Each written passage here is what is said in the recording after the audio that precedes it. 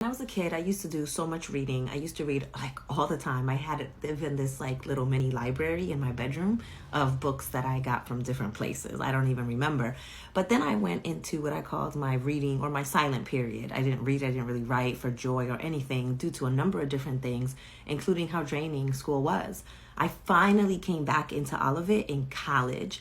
And in college, I stumbled across this book somehow, Sister Soldiers, No Disrespect. And this led me to have a literary awakening. I started reading again all over the place, all kinds of books. This actually, right after this, I got into Malcolm X's, the autobiography of Malcolm X by Alex Haley, which was obviously a turning point as well. But this book merits its own special place in my reading life. It was written by a Black woman, and her point of view was so refreshing for me. It was so new, it was so different, and most importantly, it was so authentic. I couldn't relate to all of her experiences because she was a young adult here, or an adult, and she was just doing things I wasn't doing, but her voice was real, and it sounded like mine and my friends and the things that we talked about.